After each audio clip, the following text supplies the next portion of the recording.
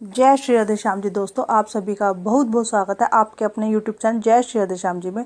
तो इस पवित्र कथा को सुनने के लिए वीडियो को शुरू से अंत तक देखें। अगर वीडियो पसंद आए तो इसे लाइक कमेंट करें और चैनल को सब्सक्राइब करें ताकि इसी तरह की महत्वपूर्ण वीडियो लेकर मैं आपके लिए उपस्थित रहूँ और मेरी हर वीडियो आप तक पहुँच सके। तो आज शुरू करते हैं श्री पुरुषोत्तम मास की कथा, अध्याय 31, दिन 31वां। सूत जी बोले, इस प्रकार पतिव्रता स्त्री के धर्म सुनकर नारद जी और भी सुनने की इच्छा से बोले, हे प्रभु, कासे के संपूर्ण दान के विषय में भी बताइए, उसका क्या कारण है, वह भी कहिए। श्री नारायण जी बोले, हे नारद जी सुनिए। यही प्रश्न पुरुषोत्तम व्रत करते समय पार्वती जी ने शिव जी से प्रश्न किया था। हे कृपया सिंधु, व्रत की समाप्ति पर कौन सा दान करना श्रेष्ठ है? यह सुनकर श्री पुरुषोत्तम भगवान का ध्यान करते हुए श्री शंकर जी भगवान पार्वती जी से बोले, हे देवी, श्री पुरुषोत्तम व्रत की पूर्ति के लिए कोई भी दान करने का सामर्थ्य नहीं रखता है। जो दान भगवान के प्रिय महीने में करने को कहे गए हैं वे आजकल गौण रूप में हैं। इसी से पुरुषोत्तम व्रत की पूर्ति करने वाला दान कहीं भी दिखाई नहीं देता है। इसके दान की पूर्ति से संपूर्ण दान अर्थात ब्रह्मांड का दान है। वह दान कहाँ से किया जाए जब छोटे ही दान नहीं कर सकते? उस ब्राह्मण का प्रतिनिधि कासे का संपुट बनवाए, उसमें 30 मालपुए रखें और संपुट कर सूत से लपेटें। ब्राह्मण का पूजन कर व्रत पूर्ति के लिए उसे प्रसन्न होकर दान दे। यदि स्मारते हो तो इस तरह के 30 संपुट वेद पाठी विद्वान ब्राह्मण को दान करें।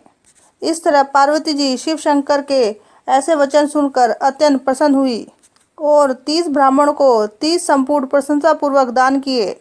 श्री सूत जी बोले, हे ब्राह्मणों, नारायण जी के वचन सुनकर नारद जी प्रणाम करके फिर बोले, मैंने इस कथा को सुनकर यह निश्चय किया है कि सब व्रतों में से पुरुषोत्तम मास का व्रत सर्वश्रेष्ठ है। इस कथा को सुनने मात्र से ही मनुष्य को सब पापों से मुक्ति मिल जाती है और जो भक्ति पूर्वक विधि विधान से नियम पूर्वक इसका पालन करे तो उसके फल का तो कहना ही क्या। श्री सूत जी बोले, यह सब सुनाकर नारायण जी मौन हो गए। तब नारद जी ने प्रणाम किया।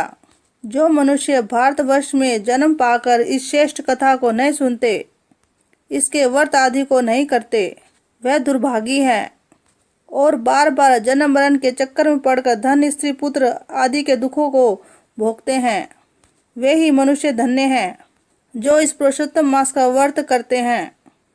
इंद्रजूम, भागीरथ आदि राजा इस पुरुषोत्तम मास का व्रत उपवास और आराधना करके पुरुषोत्तम भगवान की शरण पा गए। श्री गोवर्धन गिरिराज को धारण करने वाले गोपाल, मुरली मनोहर, गोकुल एवं गोपियों के प्यारे भगवान को मैं प्रणाम करता हूँ।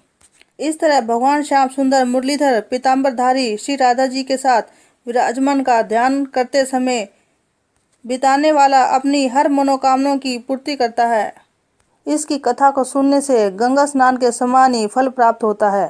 पृथ्वी की परिक्रमा करने से जो पुण्य प्राप्त होता है उससे कई गुना फल पुरुषोत्तम मास के व्रत उपवास करने से प्राप्त होता है। ब्राह्मण लोग इसे सुनकर ब्रह्म तेज, क्षत्रिय राजसुख, वैश्य धन, शुद्ध, श्रेष्ठा और अन्य प्राणी मुक्ति आदि प्राप्त करते हैं। जिस घर में यह ग्रंथ रखा होता है वह घर तीर्थ के समान होता है। इस प्रकार अत्यंत पुण्यदायक पुरुषोत्तम मास की कथा को सुनकर आश्चर्यचकित होकर मुनिजन बोले, हे सूत जी, आप धन्य हैं। आपके मुख से कथा रूपी अमृत पान करके हम कृतार्थ हो गए हैं। उन ऋषियों का आशीर्वाद प्राप्त करके और श्री सूत जी ऋषियों की परिक्रमा करके नमस्कार कर नित्य कर्म करने चले गए। तब मुनिगण आपस में कहने लगे, यह पुरुषोत्तम मास का सर्वश्रेष्ठ और दिव्य महात्मा अभीष्ट मनोरथ की पूर्ति करने में वस्तुत है कल्प वृक्ष है। इस पुरुषोत्तम मास महात्मा को लिखकर वस्त्र आभूषण के साथ विधि पूर्वक जो ब्राह्मण को देता है अथवा दान करता है, ने तीनों कुलों के साथ देव दुर्लभ गुलों को प्राप्त होता है। श्री पुरुषोत्तम मास की कथा का 31वां अध्याय समाप्त। तो आशा करती हूँ आपको वीडियो पसंद आई होगी। जय श्री राधे श्याम जी।